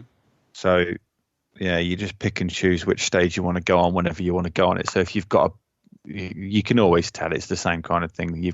It tells you whether you've got something missing if you've collected it on that stage or not. Yeah. Generally, you know that when you get a new ability, you can backtrack and collect some of the things that you didn't have before, which increase your power level and so on and so forth. It's pretty good. Excellent. Pretty good. And I finished Super Hot. Hooray! Finally. Yeah, I've been playing it for it's been on and off for ages. I just used to pick it up every now and again and do a few. That was okay. Crazy, but okay. I wouldn't want to play that in VR. I can tell you that much. I have played in VR. It's surprisingly well made for it. You reckon? Yeah. I just thought it would be fucking mental on the eyes. Well, it's because the VR version, time only moves when you move. So you can look around still. Yeah, so you can stand perfectly still and look around. But as soon as you start moving like your arms, then time progresses. I'm guessing it's only on. No, it would only be on PlayStation. Although, why am I even asking that question? It's on Oculus, what I'm guessing. Yeah, but Oculus and Vive. I think it's on the Steam library. That's why. Right. Yeah, don't see me ever playing it in that. Too much white and red. Yeah, it would burn your retinas out after a while, I reckon. I think so. And I suppose one last game that I finally got around to playing. I know that we've got it on the list later on the year, but like I said to you earlier, I was installing every multiplayer game that I could think of. Anybody at Xbox or PlayStation, if you're listening, please allow me to sort games by how many players you can access it on. It'd be really nice if I didn't have to go to the Xbox store or the PlayStation store, scroll right to the bottom to find out whether it's multiplayer or not, online, on console or online. Yeah, it'd be lovely. But I installed Rocket League and I played a lot of Rocket League with my mate. What do you think? It's a lot of fun. Told you, it's really good for a multiplayer game. It's really because everyone's just as shit as everybody else, and I think that's what made it fun. But Phil, if you're listening, I did do the tutorial afterwards, and I'm going to fucking paste you again next time we play. Yeah, you can always tell the people that have picked up the game and just played, and people that have done the tutorial. The group of people I play with, there are two people who have definitely played the tutorial and play it regularly as well, because we're all just banging into walls and wondering how the fuck we ended up on the ceiling, and they're scoring goal after goal after goal, and we're like, the fuck, I didn't even know where the ball was, man. Yeah, I wish that I knew, the way you double tap the A in a direction. I wish I knew that before, because I'd have fucking scored loads of goals. And the fact that you could just jump and then fucking fly around, I should have known that really, because it was called Rocket League. Yeah. But I never even tried that. I could have got some belters. I mean, I beat him like 8-4, I think. Yeah. That would just put that one out there. But I love it, because I remember playing the first one, and the first one me and my brother used to play a lot. I didn't realise there was another one. Yeah, it was called Supersonic Acrobatic. We've had this conversation before. Yeah, that's the bad one. I have heard that. It was awesome, and me and my brother used to play it on PS3 a lot, because it was basically the only game him and me played that was the same. Yeah. That wasn't Hawks. Yeah. It was nice for me, I think, because the majority of the two-player games that I've got are either fighting games, which majority of my mates are fucking shit at. Yeah. So it's really boring for me. I mean, it is boring, and it isn't at the same time, because obviously it's probably boring for them as well. Yeah. I think that's more the point. Or there's like sort of, you like your co-op sort of things, and co-op's not something you really want to be playing when you're trying to have a few beers and stuff. Like you don't want to. You want to be like playing something really fun that you can put down every few seconds and have a swig of beer or whatever. Yeah. So it works really well for that. Really, really well. Enjoyed it. Good. Leave it installed, ready for us to play later on. I have done. I will need to install it upstairs, because I'll probably play up here with you guys. But it's relatively small download, I think. Oh yeah. 26 gig. Awesome. It gets a massive update once a month as well, so you get a new event running on it once a month. Yeah. I think like the last one I played was like Chinese lanterns or something. I don't know. I'd got a load of weird Chinese lantern extras for my car and never used them. I'm guessing that would have been to do with the Chinese New Year that's recently happened. Well, yeah. I've heard it's celebrating the coronavirus. Well, might as well. But what I really like about it, actually, it's seamless cross-platform. Yeah. Like completely seamless as well. Like the group, there's 8 of us that play, and 3 of us are on PlayStation and 5 on Xbox. And apart from the fact that there's no party chat in the game, so we have to all talk on Skype. Apart from that, we never have any issues. It's always perfect. Clearly, the solution would be to have Discord and not Skype. Yeah, the problem is, mate, that half the people that play don't know what Discord is. How are they gamers? They're not gamers. This is the point. They're playing Rocket League. They play Rocket League and Call of Duty. That doesn't make you a gamer. What's Discord? Exactly. It's just a chat thing. It's like an IRC channel, isn't it? Yeah, I was on a Discord at one point, but I left. But this is the point. So everybody knows how to use Skype, and everybody that has an Xbox can install Skype and have it running side by side. But Discord, There was a time when Skype chats were actually better than the Pi chat. Yeah. So they were actually reliable. The only problem is you can only have like 4 people in it. Yeah. But I end up, because I don't have Skype on my Xbox, mainly because it insists on logging in with my Xbox Microsoft account, which is not my Skype account. Is it not? No. Oh. No. What the fuck is that? Not me. What's what? The fucking Samuel L. Jackson shit. Oh, that might have been my message tone on my phone. Sorry. It went off earlier as well, before we started recording. It's Rick from Rick and Morty saying wobble up dub dub. Oh, okay, sounds like Samuel L. Jackson. Sorry, I'll silence my phone for those last of you like that 5 aren't. minutes. Yeah, for those of you that aren't Rick and Morty fans. Fuck Rick and Morty. I forgot what I was saying. No, so the Skype I use, the address I use for Skype is my main email address and my main Microsoft account. But everything else, all of my consoles have their own separate email address assigned to them. So I have an Xbox Microsoft account for my Xbox, and it insisted on signing in to Skype. You can't change the account that it signs in with on your Xbox. So I just deleted Skype and I use it on my laptop, which was funny because we said some shit, man, and then I suddenly realised that I record every Skype call that ever comes onto my laptop. You've now got blackmail. I've got like 8 hours worth of all the work, like just talking some shit.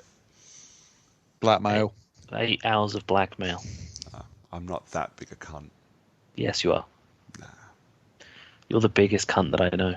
Well, yeah, but you don't know many people. This is true. One of them is Lee. Yeah. So the fact that you're the biggest cunt that I know in a lobby that contains Lee is quite impressive.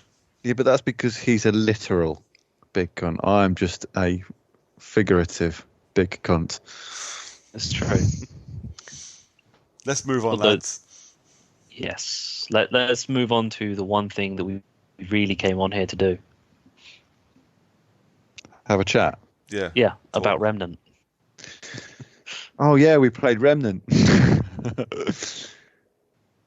Go ahead. It was your choice, Lee. It's all you, baby. Well, it was made by Gunfire Games. The guys have been doing the Dark Side as of late. They're all ex-Vigil games, aren't they? Yeah. But because the general reason for me to pick it was because I follow Gunfire, because of obviously the Dark Side thing. They did a lot of promo material for their Twitter account for Remnant, and every now and again they'd retweet some videos or small little gifs and things like that, and I thought it was really interesting. But I didn't really see a lot of talk about it outside of their Twitter page, so there weren't a lot of people talking about it. But then when I investigated and looked into it and looked into sort of the fan base for the game, everyone was saying it was a brilliant game. And then it came on Xbox Game Pass, and it was a fucking no-brainer, really. Yeah. As a 3-player, three-man squad. Coincidentally, there's 3 of us. Your maths showing its brightness. I know, again, right? Mate. It's fucking, mate, I'm on fire today. That's it. Statistical analyst or something by tomorrow. You got to be able to say it to be able to do it, mate. Let's be honest. Yeah. Analyst. Yeah, to be fair, I've got a dry mouth. Plus, the wife's just dropped me off a beer, so it's not going to be dry for too much longer. But yeah, so it was a no-brainer when it came on Game Pass, 3-player game, and it looks great, and supposedly it's supposed to be brilliant.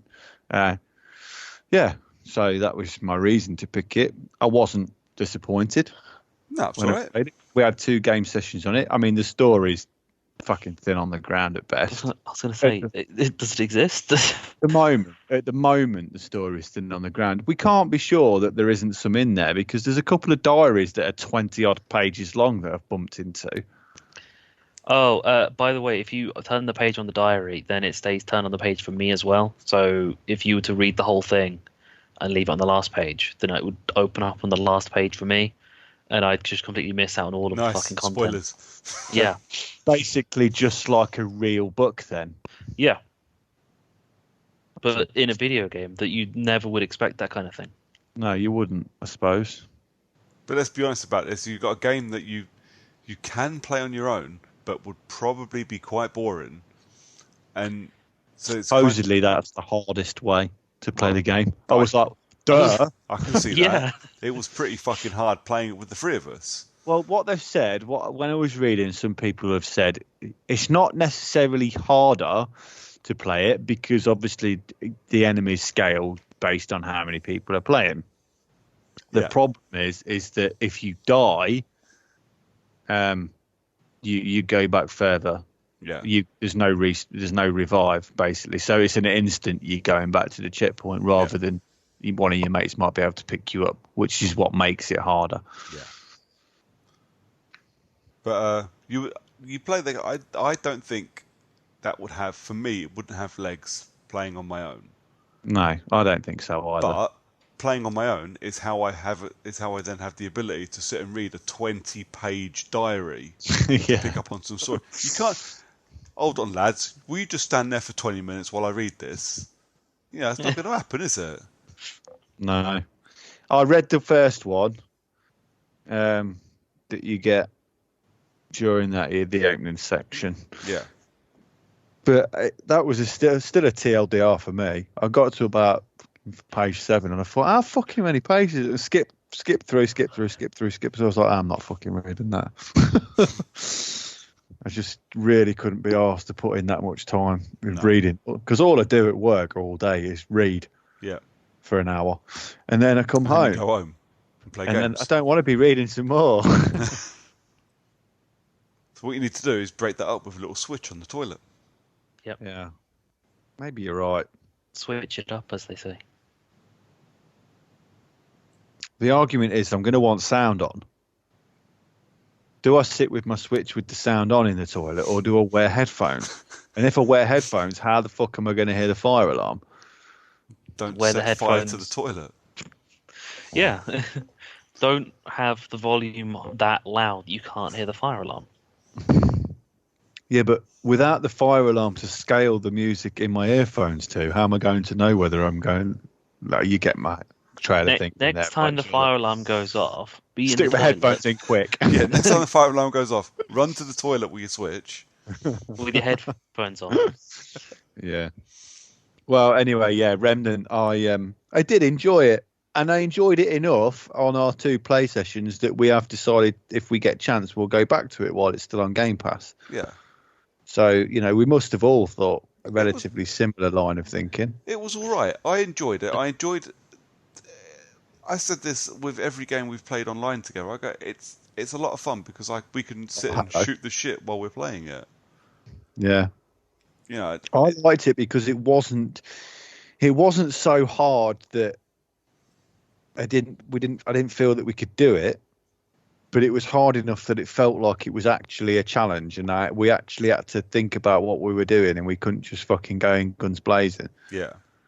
And that was kind of nice. It was on the right side of the frustrating but satisfying scale when you actually completed something. Mm. Unlike things like Dark Souls, which just aren't satisfying for most people when they finally get past something they failed at for eternity. Plus the bosses weren't bullet sponges either, like Destiny, whereas even though you do need a bit of the teamwork and stuff, you generally would just end up shooting the fucker for about 3/4 of an hour. Well, I suppose that was one of the things. I mean, with Destiny, it's like you'd frequently say, "Oh, I'm completely out of ammo. I need to go and do an ammo run." On this, despite the kind of bullet sponge and the scarcity of ammo, I don't think I really need to spend that much time running around finding ammo to kill the boss. Yeah. Apart from the giant tree. Yeah, the tree guy was fun. The Ent. Yeah. Yes. Yeah, don't forget he was called the Ent. Correct. Although the giant tumbleweed was a bit of a dick. No, the tumbleweed weren't that bad. That only took us a couple couple of attempts. We did that in a second attempt. We did. We nearly beat him on the first attempt, to be fair. But he was a bit of a dick with his going underground every so often. Mm. Yeah. So yeah, all in all, chuffed. Disappointed that the maps aren't waypointed because that really gets on my tits. So it's trying to remember where you've been. Yeah. On the map are they procedurally generated? I don't think they are, but they're not the same. No, they're not the same. I think they might be. I don't know. I can't quite tell. Everything's very, all the buildings now, everything's very cookie cutter. So it's possible it is. Warframe done that. So Warframe, you jump into a level and you go, I've played this before. And Warframe is procedurally generated. But it'd be like 3 sections long, and it's those sections that change. So I remember playing with someone and I'd be like, wait, I've been on this train before. This is before I realised it was procedurally generated. I'm like, I've walked past this train thing before. And he's like, well, yeah, it's one of the mix and match bits of level. I'm like, oh, okay. I'm less enthused by this game now.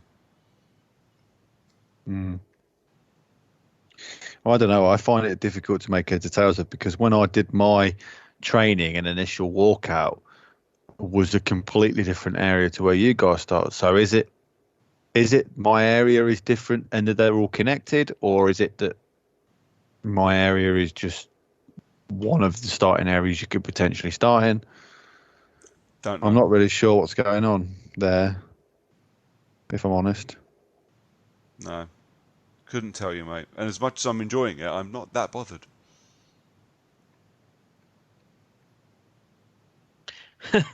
Well, yes. Oh, okay. So you can re-roll a campaign. Once you start the campaign, it stays on. But if you go back to Ward 13, you can re-roll the campaign and start it from scratch. Or something. Okay. Yeah, fuck knows. I don't think we're ever going to finish it, if I'm absolutely honest. No. I don't know how big it is. We're not going to finish it because we have no idea how long it's going to take to get to, I don't know, the next mission. Yeah. What is do we even know what mission we're on? Okay, so apparently Remnant, the average main story playthrough is 13.5 hours. Okay. Average playthrough. Well, we're not average gamers. No. Main story, 13.5 hours. Obviously, these are mean numbers from people that put their times in. Main and extra, 19 hours. Completionist, 42.5 hours. Yeah, that's going to be more on our end of it because we're probably doing more things than just the story without realizing it. But we're really not. Well, most people are saying that allegedly Ron is about 20 hours of the main story, which I can expect is going to be roughly our time anyway, because we're quite leisurely as we do things anyway. Yeah. So, potentially we could do it before. What's that? 10 sessions altogether? Oh, well, before Doom, probably not. No. But I mean, we could always keep it as long as it's on Game Pass. We can always drop onto it at any point. Yeah. And it's not going to lose your save game, is it? So. No. True say. No, it'll be fine. Apparently 15 to 20 hours co-op playthrough. Okay. And what do you reckon we've done? Probably about 3 or 4? Yeah, probably that. I reckon 4 hours. I'd say we've done 3 or 4 closer to bosses. 6. 4 bosses? 1, 2, 3, 4. 4 bosses. I think we've done 2 story missions. Because we got. Oh no, we did. We've done 4 bosses. Yeah. Yeah. So the first boss was that shitty dickhead, the one that kept killing us over and over with his exploded little shithead friends. Yeah. The brute, the fancy brute with the spikes. Yeah. And then, if you remember rightly, there was the Earth Mother woman, which was like a horde boss. Yeah. And then there was the tree, and then there was the little fucking tumbleweed. Yeah. Yeah. But yeah, the Horde Mother one was the only one that felt like a story boss. Yeah. Yeah, I think the other 2 were like waypoint bosses, weren't they? Blocking off areas. But I think we've got to go to the labyrinth now, if I remember rightly. I think we've made it to the labyrinth by clearing through one of the... Was it the end that we did last? Yeah. Yeah. And we made our way to the labyrinth where that invisible tower is. That isn't really invisible. Oh, that's right. Yeah, we did just get to the tower, didn't we? Yeah. Oh, okay. Yeah, I remember that bit. Wow. Sounds like we need to crack on and get playing then, doesn't it? Probably. You know what? There's going to be someone who's finished this game listening to this for the first time ever. We've actually got something like that happen, and they're going to say, "Yeah, mate, the invisible tower is like 2 hours max from the start." What the fuck is wrong with you guys? Well, clearly we're shit. Absolutely shit. Yeah. Plus, we rolled around a lot. Yeah. And we went did back keep a lot. going. We did keep going backwards and forwards a lot whenever we had any kind of upgrade. Well, we had to, didn't we, really, to keep on top of what we were coming up against, because everything was taking, like, even the little dickheads with knives were taking, like, 4 or 5 shots at one point. Yeah.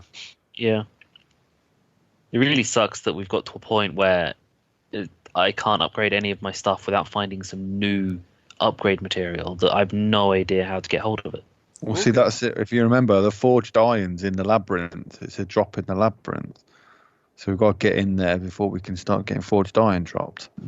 So then we need to find loads of forged iron, then head back, do the upgrades on the stuff that requires forged iron, and then hope that we don't end up with another thing we need to find, but that end up being ridiculously far into the future. But that's how games work. Yeah. But I mean, like, ridiculously far into the future. It won't be that bad. Okay, so I will brief this for us. The labyrinth, you find someone in the labyrinth and he transfers you to... you find someone in the tower, he transfers you to the labyrinth.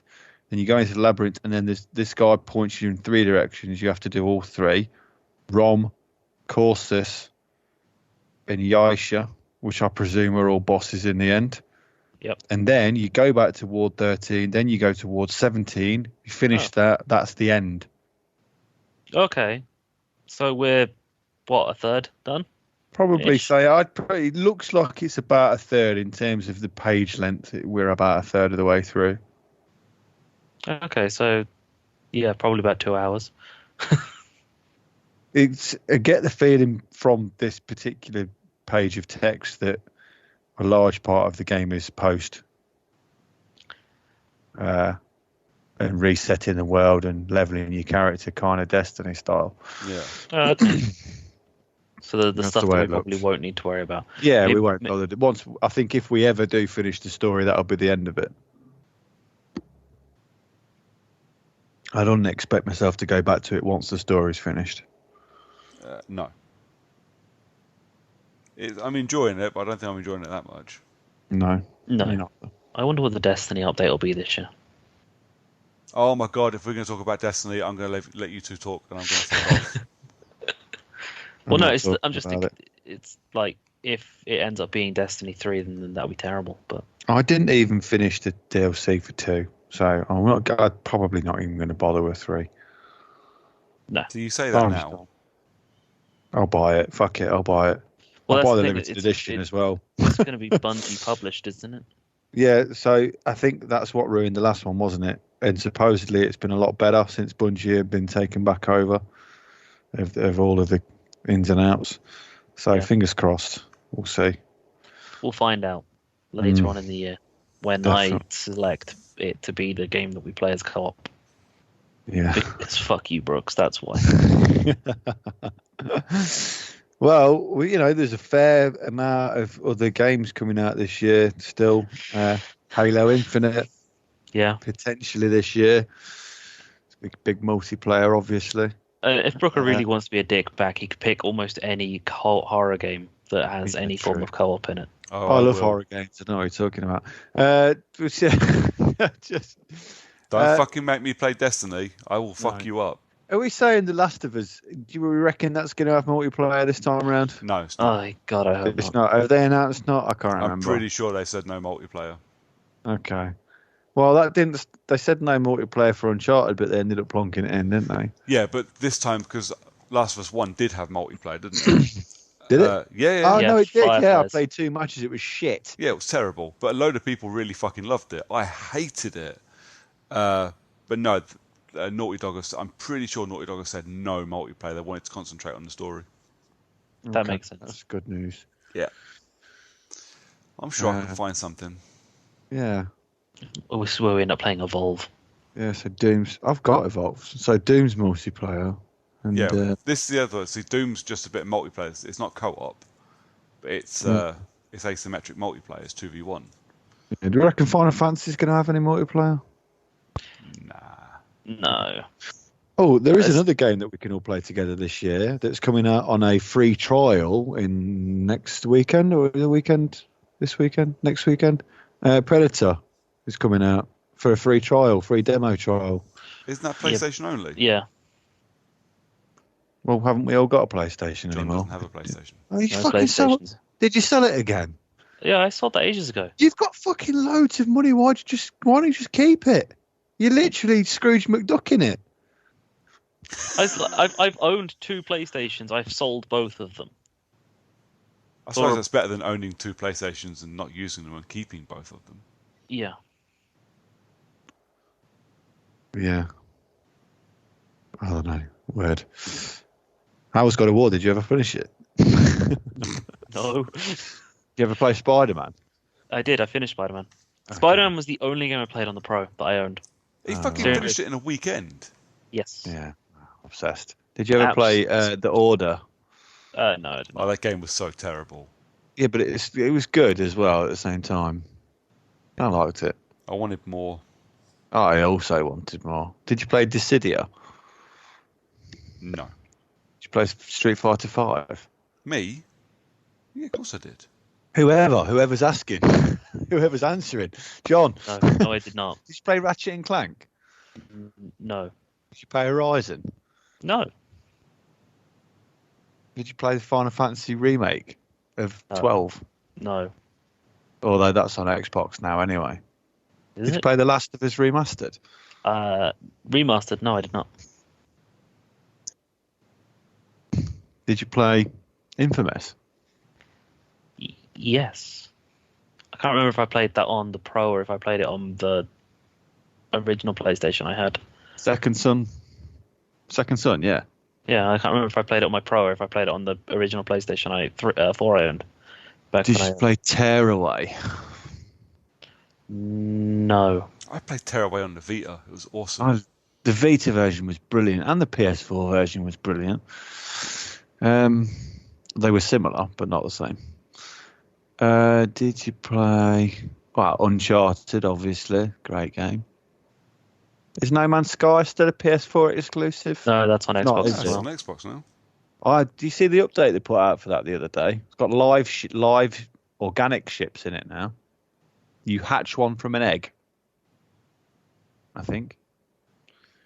I'm inclined to go back to that at some point this year. That was supposed to be on my replay list last year, but I never got round to it because I know how big it was. Yeah. Not my scene, I don't think. I was never up for No Man's Sky. I enjoyed it because I didn't have any hopes for it. But when I read all the stuff on the internet about what people were expecting, I thought, oh, okay, I can see why you're disappointed. Yeah. But now they've spent so long updating it and done such a cracking job of it as well, and not many developers put that much time into a game that is so old now, really, without any additional income. Yeah. That I feel like I ought to give it another bash. Maybe you should. Mm-hmm. I'm not going to sit here and reel off any more PlayStation games that you should have played. It's not going to make any difference. You can't play them. No. There is a few more that you should play. I keep saying this to my mate Phil as well. He's not got a PlayStation and always says, "Oh, I've not got enough money," which is full of shit as well. Well, I never said I don't have enough money for shit. It. No, I know that's Phil's excuse, but the fat bastard eats like 5 takeaways out of 7 days. So you just cut down a couple of them, and you bought one in a couple of weeks. Fat fuck. But obviously he likes playing similar games to me, and like I said, you wouldn't even need to buy the games. I've literally got them all. You can borrow them all. I said, I just haven't got a PlayStation to lend you. And I've got another mate who never plays his PlayStation. I was like, why don't you just borrow that little dickhead's PlayStation? I don't know. But those two, I don't know. Maybe they do other things when they meet up and not gaming. I'm making an action with my mouth and hand at the moment. You can't see it because it's a phone call, but they'll get it. Thanks. Got it. You got it. Thanks for. I think I understand. Lads, I think we need to wrap it up there. Yeah. Although the same reason it comes back round to that conversation we had earlier about a 7-inch arsehole. Yeah. And a 4-inch raccoon. Thanks for bringing that into context, because yeah, 4-inch raccoon. I'd love a raccoon if it was only 4 inches long. No. I never said the raccoon was 4 inches. I said it can squeeze into a 4-inch gap. Yeah, but like a cat. What, a 4-inch raccoon could squeeze into a 4-inch gap? Well, it could. That's true. But a full-size 4-foot raccoon can squeeze into a 4-inch gap. That's no more... fucking raccoon's 4 foot. Sure, that is a big ass fucking raccoon. Mother, that's the size of my couch. 4 foot? How small is your couch? That is a tiny couch. That's a chair, mate. It's not a couch. It's only 4 foot. It's a 2-man couch. That's... Might be 6 foot. I'm not lying down. I'm not going to lie down and measure it. I haven't got my tape. Oh, for fuck's sake. I'll take your word for it. A fucking raccoon as big as my chair. I didn't say it was 4 foot square. Now that would be a funny. It's not a box. Raccoon. Just a box raccoon. A box raccoon with opposable thumbs, stealing your rubbish. Trying to climb up your arsehole. Yeah, amazing. Apparently, it doesn't need to try very hard because it can fit into the 4 inches. Exactly. Right, boys. Hey. Lee. Hello. Where can people find you, mate?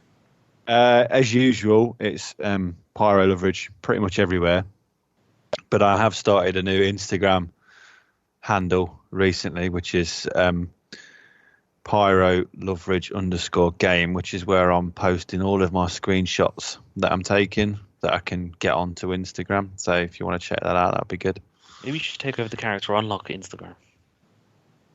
But that would require me having another one. So? Okay. You probably post more on Instagram than either of us would. Probably. We'll think about it. Ooh, some nice images. Or you could check me out at the Character Unlock Instagram page. I'm posting all of my screenshots. Posting pictures of cocks. I'm not that way inclined. Maybe my cock. Maybe you'll just post loads of pictures of scantily clad anime girls. Yes, that's right up my street, being a big Nintendo fan. Exactly.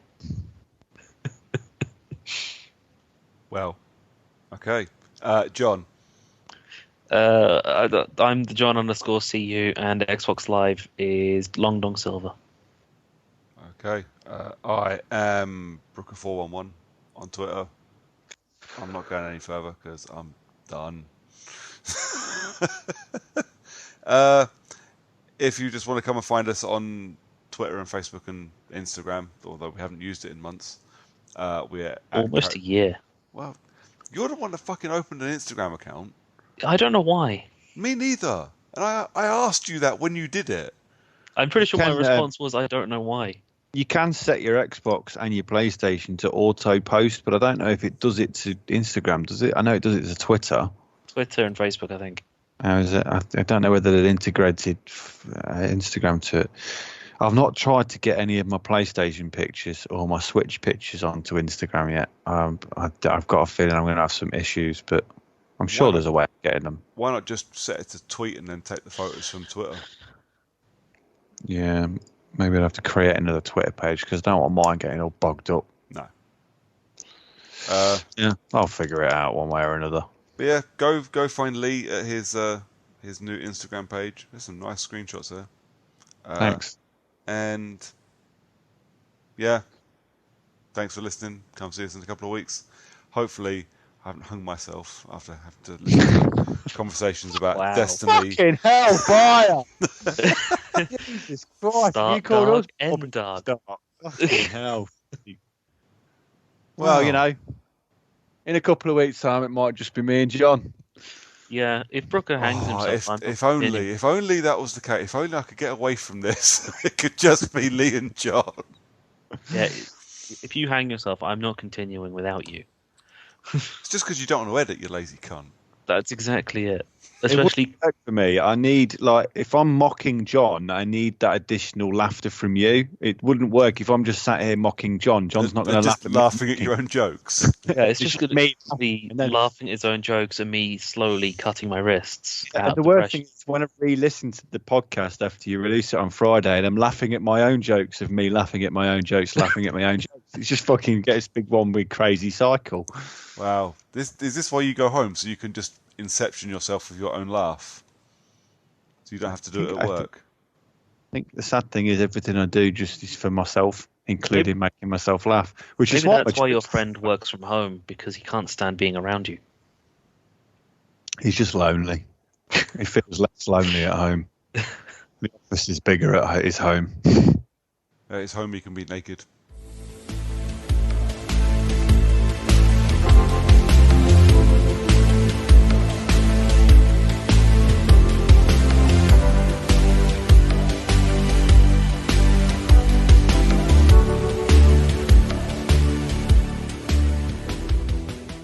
I can just wear sweatpants. I'm just leaving it there. I'm gonna stop the podcast right there. Okay. Do you two want to say goodnight? No. Good night. Good day. Whatever. Wow. See you Okay. next time. Till next time.